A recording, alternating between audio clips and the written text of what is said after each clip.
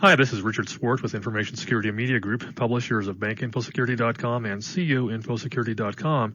Today we'll be speaking with Mark Bernard, who is a Security and Privacy Officer for the Credit Union of Central British Columbia. He has extensive experience in the information security and audit industry, and today we'll be discussing a number of issues including ISO 27001. Well, Mark, I was wondering if you could start by telling our listeners about the state of information security there in British Columbia and about any unique challenges that you might face.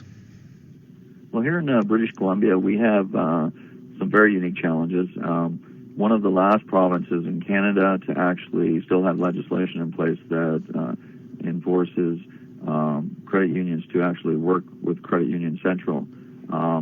We also have a number of changes within the regulatory and legislative system, such as the Securities Act. There's also industry standards that most people are being affected with, such as the payment card industry standard. So the complexity has increased dramatically, and of course, requirements to comply with the regulations has also increased the demand, certain time constraints on when that compliance happens and occurs. And then, of course, our partners who are also faced with a lot of the same regulations as us are looking for new, higher levels of assurance that the information that we're handling is protected, it's secure, it's available, and the integrity is of the highest. So we have a lot of growing concerns that are becoming more complex to manage. One thing I noticed when going over your experience is that you have quite a bit of experience implementing security practices without significantly modifying existing business practices in the organizations you've worked with. What approach have you taken that's enabled you to pull this off? Well, one of the key things is really to come in and take a look at the landscape of the organization, not try and make any dramatic changes immediately. Most organizations are actually doing a lot of good things, and so the key is to identify what it is that they're doing well and then leverage off that. Ensuring that the investment that the organization has already made in policies, practices, and standards, along with education and awareness, are protected and somehow integrated into the new sort of central stream of doing things. What about controlling costs, Mark? Isn't it true that cost information security is going through their ceiling? I mean, how do you manage to control costs while still re-engineering or re-implementing? I'll start the question over again. What about controlling costs, Mark? Isn't it true that the cost of information security are going through the roof? Yes, as you mentioned earlier, a lot of the complexity around information security in the banking system has dramatically increased because of the standards and regulations changing. So, of course, that is having an immediate impact on the operational costs. There's a lot of unplanned expenses now through hiring external consultants, through changing the way processes function, education and awareness. Costs are going up. In some cases, I've seen 3 and 4 times the typical yearly annual plan costs, which is quite high, actually. Do you have any best strategies for managing those costs without having 3- and 4-fold increases? Well, the best plan is to improve how we manage the existing compliance process. And one of the things that we've done is we've agreed to support and sponsor our approach with the ISO 27000 standard. It's a proven standard. It's been around. It's been developed initially by the British government and then adopted by the International Standards Organization. So implementing a framework that is well known is key. Now, you're going to be with the first or second bank in North America to achieve this certification. Can you talk about what's involved or the process of becoming certified under that standard? Well, I think the important part is to have a good strategy in mind, have the support of the executive, need to keep the scope narrow. It needs to be practical. The approach needs to be practical. Coming in with a canned approach that perhaps has been used in other businesses may not always apply in each business, even though the banking industry, there's many banks. A lot of them do have different business models and different management teams, and they manage things differently. So keeping all these sorts of factors in mind as you prepare the scope. Initially, we were looking at certification for the organization, and then we narrowed that focus down to our online banking system. And that online banking system is really what's key.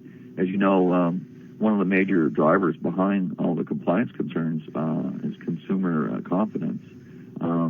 So we felt that the best effort that we could put forward to provide that assurance would be implementing a well-known practice, a well-known standard like ISO for the online banking system. So we narrowed the scope down to our online banking system. Now, the way that the ISO framework works is that any systems that are integrated with that online banking system also have to become part of the scope. So, in fact, we're talking about physical security, environmental security. We're talking about human resources. We're talking about the IT infrastructure that's around it. And then the scope starts to get even narrower. And we talk about the group that supports the online banking system, Member Direct. And then we talk about the other business units that also support them. So we have online bill payments as a separate group. And we also have yet another group, the accounting folks, who make sure that, the general ledgers are kept up to date and all the accounting aspect of it. Well, speaking of accounting, a lot of executives are quite concerned that achieving ISO compliance, ISO certification will significantly increase their costs and lead to the adoption of significantly more controls. Is that perception accurate? Actually, it's not. ISO is a big thing to take on, and there has been a lot of reluctance. As you know, we're going to be likely the first online banking system in North America, perhaps even in the globe, to become ISO certified. And I think the reluctance is because they just haven't found the right person or the right group who can deliver that package in a way that they can accept. In fact, the ISO framework, once it's properly implemented, will actually help reduce controls, which is usually a big selling point with senior managers. As we have external consultants and auditors coming in telling us to implement more and more control, the concern is that we have layers and layers. All of a sudden, productivity slows down within the organization. We have to hire new people to manage the controls because there are so many of them. And ISO is not about that at all. There's 133 controls within ISO, and they can be basically applied in a number of different ways. But bottom line is there's only 133, and if you manage those properly, then there shouldn't be any need to implement layers upon layers of additional control. That's good information, and all of our listeners are probably surprised to hear that. Well, let's shift our focus for a second onto risk management. You've got extensive experience both as a consultant and as a chief security officer. Is there a particular lesson you've learned about implementing cost-effective risk management that you could share with our listeners? Well, I think the biggest lesson is, you need good support from the executives and from the board of directors and even the audit committee. It can go as high as that. If you have that support and they're open to you bringing a strategy to the table, and that strategy is a practical approach, then they'll likely accept it, because it will mean some changes, and in some cases the culture will shift of the organization somewhat, because we're talking about implementing a quality management system as opposed to having a very disjointed kind of approach in some cases where you have silos operating within the same business, having redundant processes, redundant positions. So it is a bit of a shift. It's a positive one, and it will help control costs. Probably the biggest challenge that I found is through the risk management process. We have basically 3 steps. First, we do an inventory of all the information, assets, and then we classify those assets based on some sort of a classification schema. And part of that process, we also do a sensitivity analysis to determine, based on confidentiality, integrity, and availability, what are the highs, lows, and mediums, and what are the likely impacts of that. And then we try to assign some sort of a dollar figure. Now, that dollar figure is quite a bone of contention, actually, within most organizations. Because unfortunately, when you take an information asset that hasn't normally been valued within an organization, and then you turn it into something that has a price tag on it. The concern is that, of course, it becomes a tangible asset, which could actually be part of the organization's overall assets and might even impact the books. But the approach that we've taken is, assets are typically evaluated for two purposes. One is, yes, for financial gain, absolutely, to go on the books. But the other one is for performance management. So it's very important when designing that strategy to stick to the performance management part of it, where we want to, assess how the organization manages and handles information as opposed to what the real value is. But putting a value on it is key, because when we go to do the return on investment and try and assess the amount of money that the executives have spent on the controls that they've implemented within the organization, we need some benchmark to measure against. So applying that value is important.